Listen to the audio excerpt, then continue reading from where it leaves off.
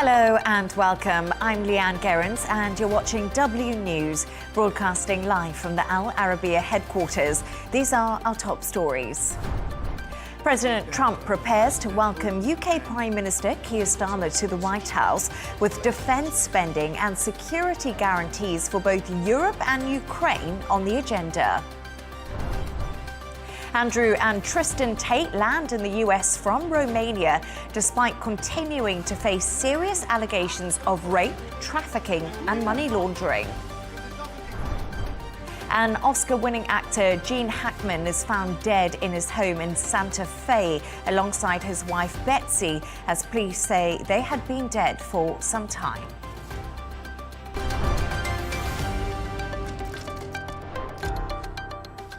To our top story, and British Prime Minister Sir Keir Starmer has arrived in Washington for his first official visit with President Donald Trump. The US and UK leaders are expected to discuss Britain's recent defence spending increase, as well as security guarantees for both Europe and Ukraine. We can now go live to Washington to speak to our correspondent Benji Hyer. Benji, we're expecting Keir Starmer to arrive at the White House any moment now. Talk us through today's schedule of events.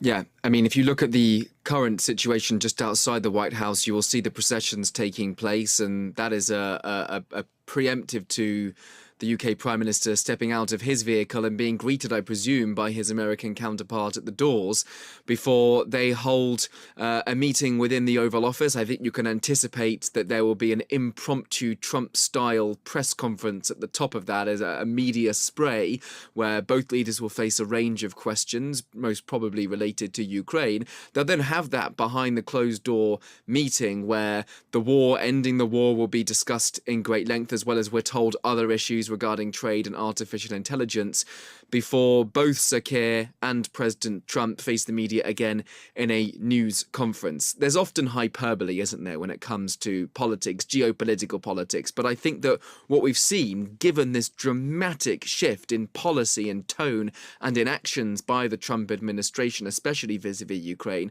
I think this is, rightly being billed as potentially the most important meeting between any British and American leader since the Second World War, and there will be serious repercussions for the security of Europe, the UK, and Ukraine. Yes, indeed, Benji. Trump and Starmer have actually met before, but it was at a dinner. So this is their first official White House meeting. The UK Prime Minister has said he hopes to start a new partnership. We hear a lot about this special relationship. What are we expecting them to discuss? I know, obviously, to be a fly on the wall in that one meeting that's not open to the press would be interesting.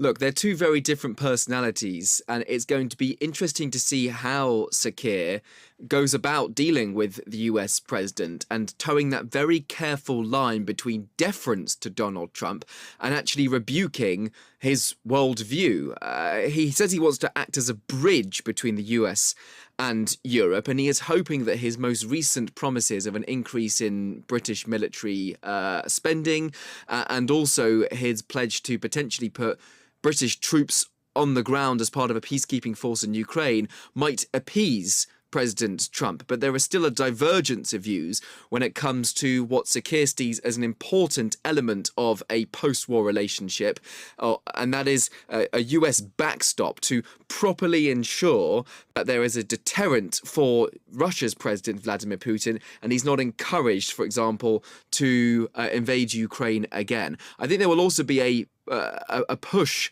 from the UK Prime Minister to get the President to recognise what was the previous sort of geopolitical norms, where there was that special relationship between the US and the UK. There was a closeness between US and European allies. Contrast that with what we've seen so far 1 month into Donald Trump's presidency, which is a softening in tone certainly towards Russia, casting doubt on NATO and branding President Zelensky of Ukraine a dictator. dictator, but there was not a huge amount of time in order to try to convince Donald Trump of anything, given that President Zelensky is due to be here in Washington tomorrow to sign a deal in which President Trump might be able to claim some sort of victory, a ceasefire, recuperate some American money that he feels has gone to Ukraine in excess. It's less a peace deal, more sort of an economic agreement, but that could signal some move towards the end of the conflict and a push from Ukraine to at least be at the table, as opposed to have the United States and Russia negotiating whatever sort of ceasefire deal there is behind Ukraine's back. Benji, Hyer in Washington, thank you so much. Let's get into this further with Scott Lucas, Professor of US and International Politics at the Clinton Institute, University College in Dublin. Professor, good evening to you. The US and UK are really a well-established alliance. As I mentioned earlier, they often talk about the special relationship, but this meeting comes at a real critical time for both countries. How historic do you think this visit is? Well, personally, I'm not a big fan of the term special relationship. I think it's more myth than reality. But I think this meeting between Keir Starmer and Donald Trump is probably the most important since the meetings between Tony Blair and George Bush before the Iraq War of 2003, since maybe Ronald Reagan and Margaret Thatcher in the 1980s towards the tail end of the Cold War, maybe even the most important visit since the early years of the Cold War, when the US-European alliance was being established. And the reason why? Because I think for the first time in 84 years, since 1941, we have a US government, or rather a Trump administration, that is breaking that alliance with Europe. They see no need for the US to be involved in a mutual security partnership. They don't see it as being necessary for US security, for the security of Ukraine, or for European security. And I think that with Donald Trump, who is not really as much a president as we know presidents to be in terms of representing Americans, but he's more treats it as being the head of a business, like he does the Trump Organization. It's very hard to navigate that because, in a sense, to save that alliance, you have to give Trump some type of win that he thinks of in almost a win-lose terms rather than a win-win relationship for both sides. Yes, indeed. As you said, pretty much Starmer is walking a really tight rope at the moment as he does see Donald Trump later today, well, in the next few minutes, really. We saw President Macron's success at the White House earlier in the week. Is there pressure on Starmer to continue that success? And as you say, really for the future of Europe and its security concerns at the moment? It's not just pressure. Once again, it's essential because what you have here is you've got three visits that are actually linked. Emmanuel Macron on Monday, Keir Starmer today, Vladimir Zelensky, the Ukrainian president, tomorrow. And the immediate issue that links all three of these is the need for a security guarantee for Ukraine if Russia's invasion continues, or even if there's a ceasefire deal. What Starmer and Macron are presenting, not just to Trump. Remember, there will be meetings going on behind the scenes with Trump's officials. They're presenting the idea of deploying British and French troops, and possibly troops from other members of NATO in Western Ukraine, to protect the energy infrastructure, to protect facilities like drone manufacturing plants, to bolster air defenses. Now, for that to work, they need a U.S. backstop. They need U.S. air power to deter the Russians, U.S. air power based in Poland and Romania. Can they convince Trump that it is in his interest to maintain some type of U.S. involvement in Ukraine's resistance to this Russian invasion? That's a big ask for Starmer to do so. But he's doing it not only for Ukrainian security, he's doing it for the future of Europe as well. So what kind of bargaining chips does Starmer have in order to convince Trump that this backstop is something that's really needed? Because we heard Trump speaking in his first cabinet meeting last night, and he seemed to dismiss that request. Yeah, and in fact, I am pessimistic it's going to work, but I think the play is this. But remember, not just to Trump, to members of the Trump administration, to agency heads and to Republican members of Congress. And it goes like this.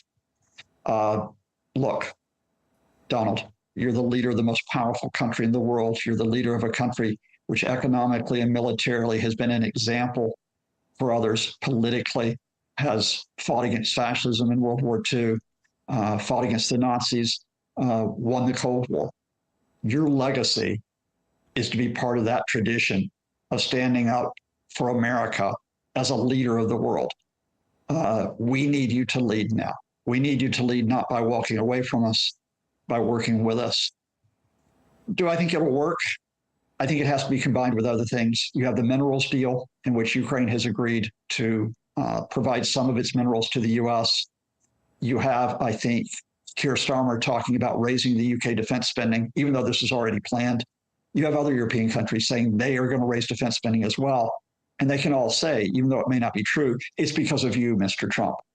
If they make that play to Trump's ego, they've got a chance, but it can't just be to Trump. They've also got to get to the adults in the room, whether it's Secretary of State Marco Rubio, the National Security Mike Waltz.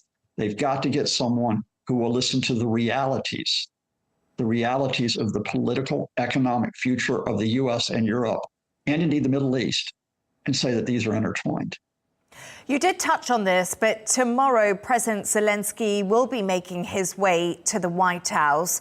Are we expecting the mineral deal to be signed? Yeah, the mineral deal will be signed because that's the photo opportunity. I mean, it was confirmed earlier this week. Ukraine actually has gotten much better terms out of it than the ultimatum that they were presented with the U.S. 2 weeks ago. It's actually a win for Ukrainian diplomacy and European diplomacy.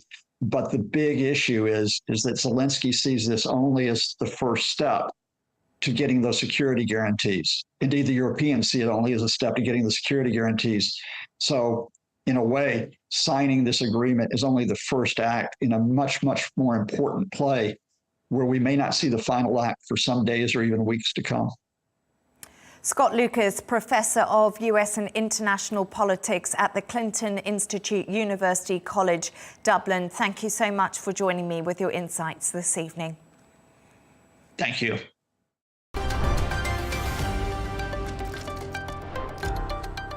Let's take a look at some of the other stories making the headlines today. Hamas has handed over the bodies of 4 Israeli hostages in exchange for the release of more than 600 Palestinian prisoners. The remains of the 4 men who were abducted on the 7th of October 2023 were the last hostages to be handed over as part of the first phase of the ceasefire deal to the Red Cross.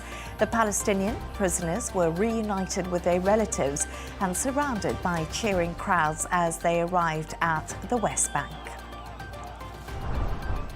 Now, Seoul's spy agency has reportedly claimed North Korea has sent more soldiers to Russia. South Korean and Western intelligence agencies say more than 10,000 North Korean soldiers were sent to Russia last year to help fight the Ukrainian offensive at the Kursk border. An official for the agency said the exact scale of the new deployments is still being assessed. The number of babies born in Japan fell to a record low in 2024. It's the 9th consecutive year birth rates have fallen there, despite the government putting in measures to try and boost them. It's believed fewer marriages after the COVID-19 pandemic have contributed to that decline. And a SpaceX rocket has launched a privately built spacecraft on an unprecedented mission. The probe, called Odin, will see its first possible to mine an asteroid believed to be rich in platinum and similar metals. It will take 300 days to catch up with the asteroid that's 1 million miles from Earth. Pretty amazing stuff.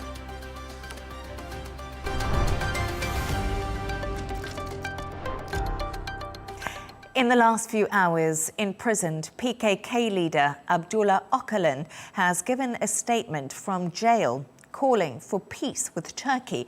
The historic declaration is hoped to end the decades-long conflict between Kurdish groups and Turkey. Turkey's pro-Kurdish DEM party leader, Pervin Buldan, delivered Öcalan's message and had this to say. In this climate created by the will of Mr. President Erdogan and the positive approaches of other political parties towards the call in discussion, I call for laying down arms and assume the historical responsibility of this call. As every contemporary society and party whose existence has not been terminated by force would do voluntarily. Gather your Congress and make a decision for integration with the state and society. All groups should lay down their arms and the PKK must dissolve itself.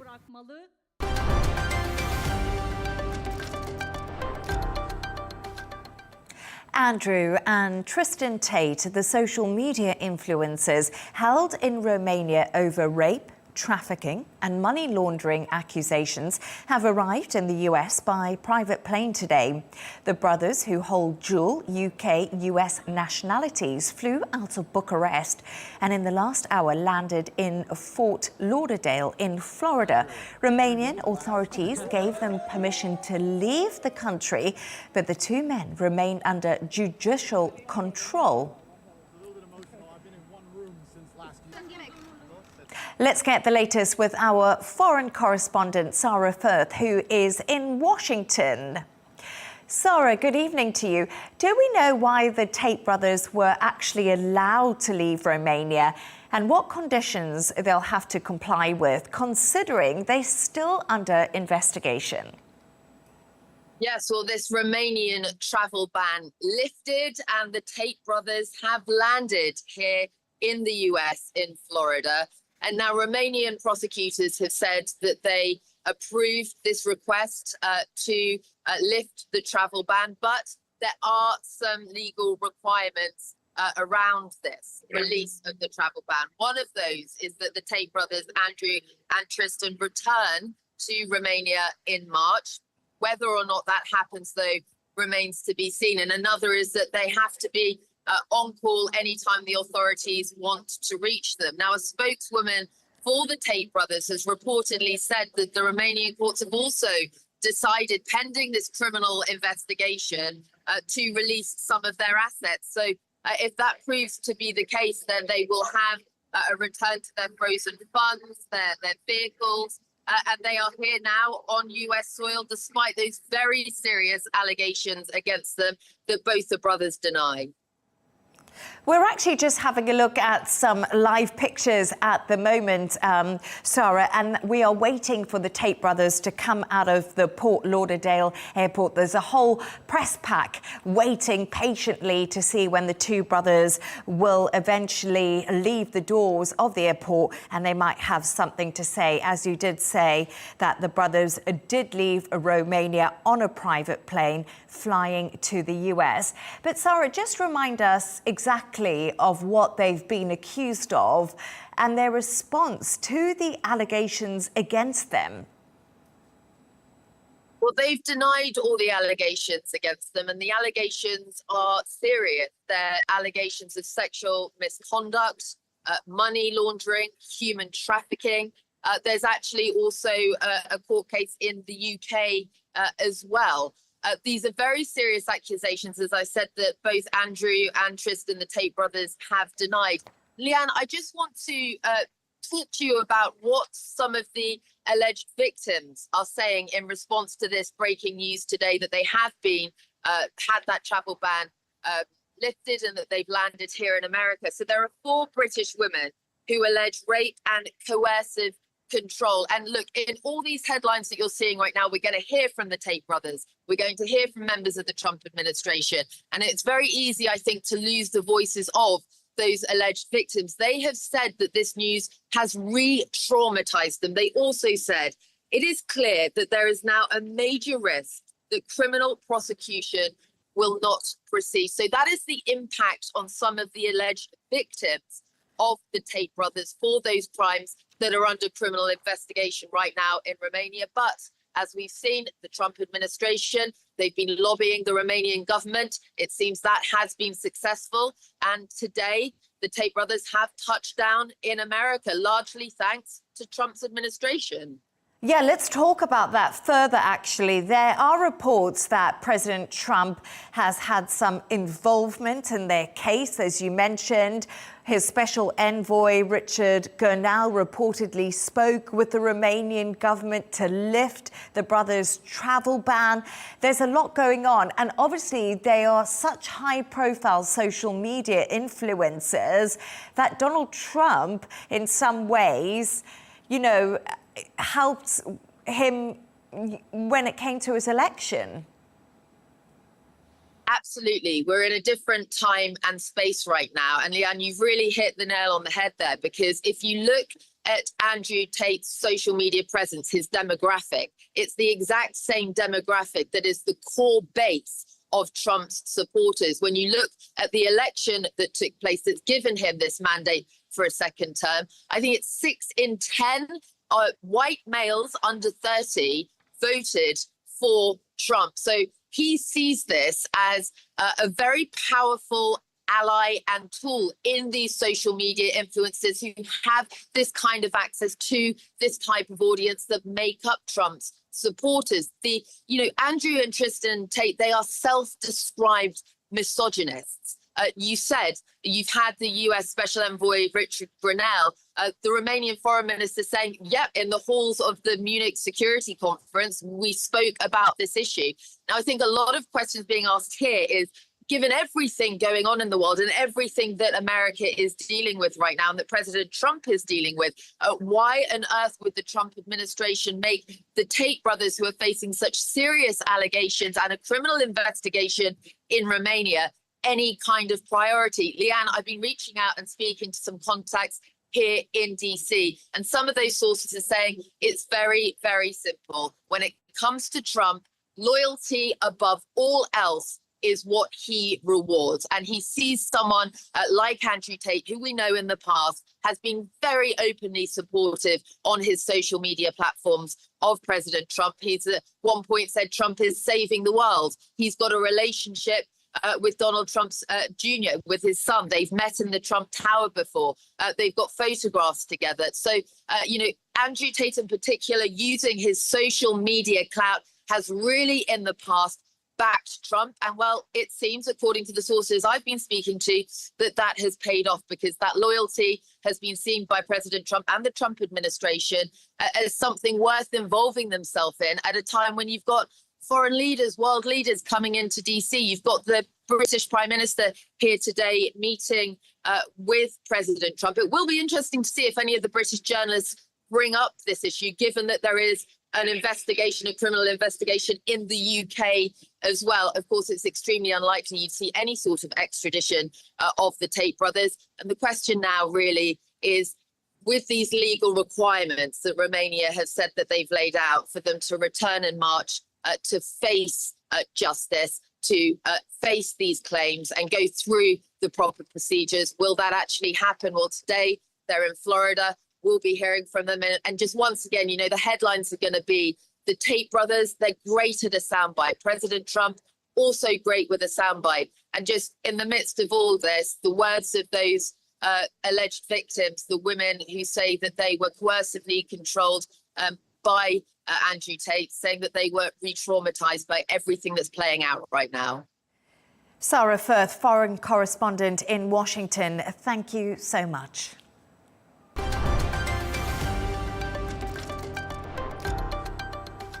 The Oscar-winning actor Gene Hackman and his wife Betsy have been found dead at their home in Santa Fe, New Mexico.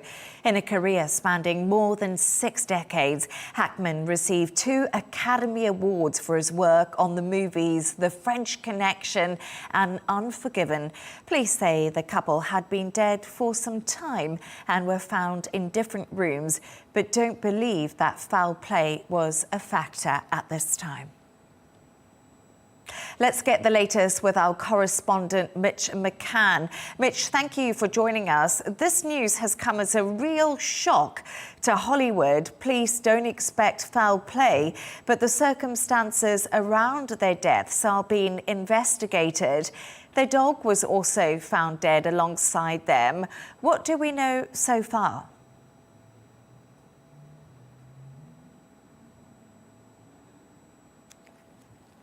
Leanne, good morning from New York. Yes, tragic news out of Santa Fe, New Mexico concerning Gene Hackman and his wife. We have a statement from the Santa Fe County Sheriff's Office that they've put out that says, "We can confirm that both Gene Hackman and his wife were found deceased Wednesday afternoon at their residence on Sunset Trail in New Mexico. This is an active investigation. However, at this time, we do not believe that foul play was a factor." Now, at this stage, that doesn't really tell us much around how both Gene Hackman, his wife, and their pet animal died.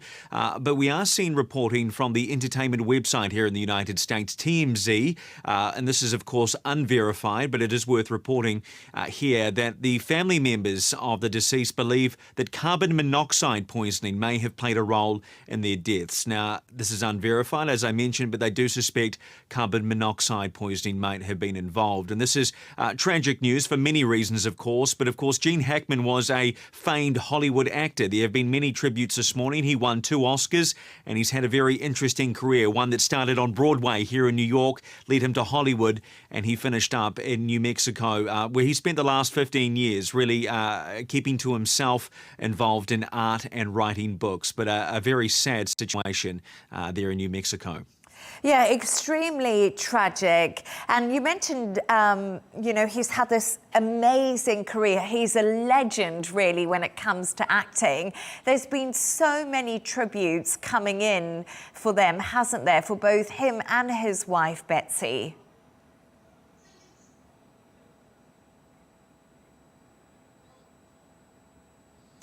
Yeah, that's right. As you mentioned, he has had an amazing career. He won his first Oscar in 1971 for the movie French Connection, and the other, he won a Best Supporting Actor for the 1992 Clint Eastwood Western movie Unforgiven. Now, many people that he's worked with over those decades have put out tributes this morning, and one is Francis Ford Coppola, who directed Hackman in the 1974 movie The Conversation. He said on Instagram this morning, "It's the loss of a great artist. It's always cause for a celebration, both mourning and celebration.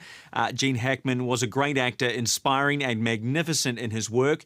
George Takei from Star Trek, many of our viewers will know him, said online that one of the true giants of the screen, referring to Gene Hackman, he said he could play anyone and you could feel a whole life behind it. He could be everyone and no one, a towering presence or an everyday Joe. And one of Hackman's best-known roles during his career was Lex Luthor in the Superman franchise. And Michael Rosenbaum, who played Lex Luthor in the TV series Smallville, said Hackman was his favourite Lex Luthor and one of the greatest actors ever. So some important tributes from actors generations gone by and some more modern actors as well. Mitch McCann in New York, thank you so much for bringing that news to us.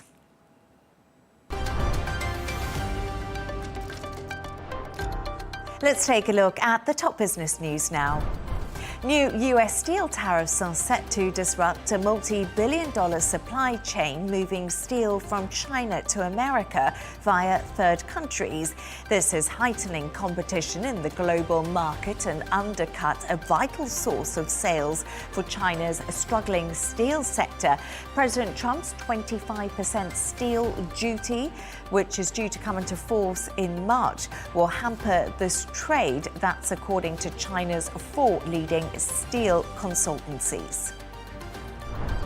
Mercedes-Benz is planning to cut 25% of its workforce in China by 2027 to achieve its goal of reducing workforce costs in its biggest market. The German luxury car maker has announced further cost-cutting measures globally after warning that 2025 earnings would be significantly lower.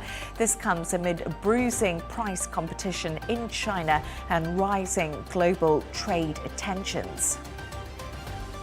Turning to sports news now, and the 2025 Formula One season is underway as Bahrain hosts the official pre-season tests for all 10 teams as momentum builds towards the first race of the season in Australia next month. Today is day 2 of pre-season testing. Ferrari's Lewis Hamilton was the fastest in the morning session. Lando Norris and McLaren were the quickest on the opening day. And Liverpool are on a roll as they charge towards the Premier League title after a 2-0 win over Newcastle, putting them 13 points clear at the top of the table. Second place Arsenal dropped points in a goalless draw at Nottingham Forest as Arne Slot's side took full advantage at Anfield. Slot watched from the stands as he began his 2-game touchline ban.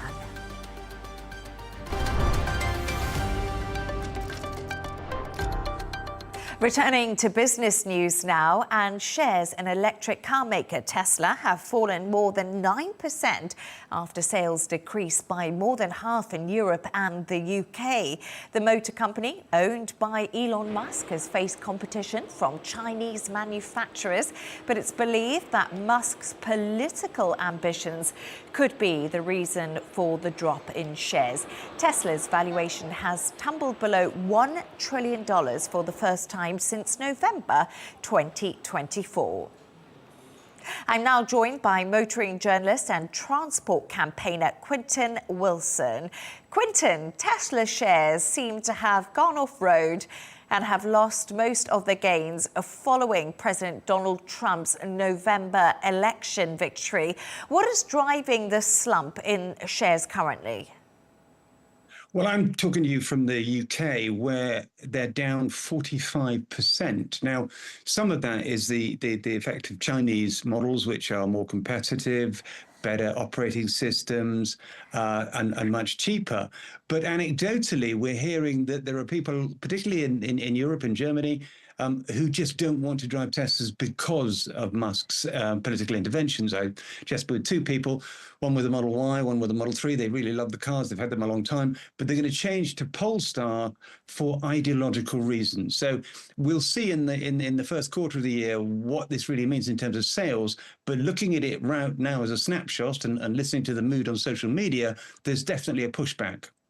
So the mood music is pretty much pushing back against Elon Musk's political views. But over the last year, Tesla is still up by 40%. So it's not all doom and gloom for the electrical vehicle maker and Elon Musk, is it?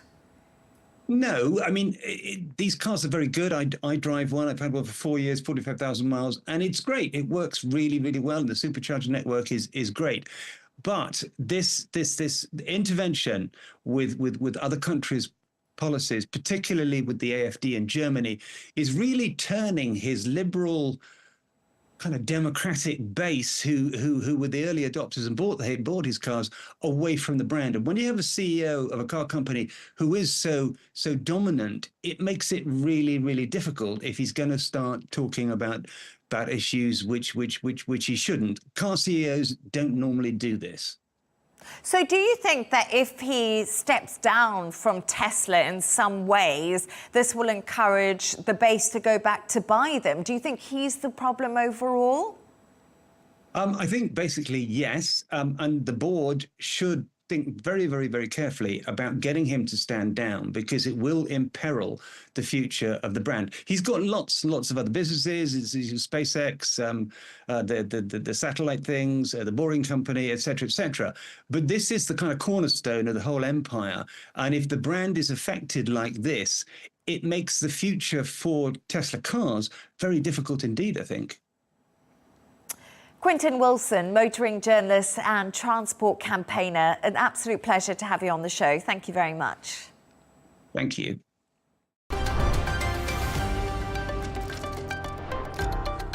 I just want to take you to some live pictures now. We are seeing, there we are, President Donald Trump meeting Prime Minister Keir Starmer. He's arrived at the White House. The mood music pretty much ahead of this meeting appears to be positive, and that's following Starmer's appearance at the British ambassador's residence last night. So we can see, there we are, at the White House for you. Trump has spoken of his fondness for Starmer. Starmer, as we did talk earlier, is walking this tightrope as he looks to negotiate tariffs and ensure the US provides security guarantees for Ukraine. So there we are. We have seen the UK Prime Minister, Sir Keir Starmer, shaking hands with President Donald Trump ahead of that historic meeting. Now, a reminder of our top stories. President Trump welcomes UK Prime Minister Keir Starmer to the White House with defence spending and security guarantees for both Europe and Ukraine on the agenda. Andrew and Tristan Tate land in the US from Romania despite continuing to face serious allegations of rape, trafficking and money laundering. And Oscar-winning actor Gene Hackman is found dead in his house in Santa Fe alongside his wife Betsy, as police say they had been dead for some time. And that's all from us on W News. Thank you so much for joining us. The dressing room is coming up next. And of course, don't miss Tom Burgess Watson with a GNT. Good night and thank you for joining me.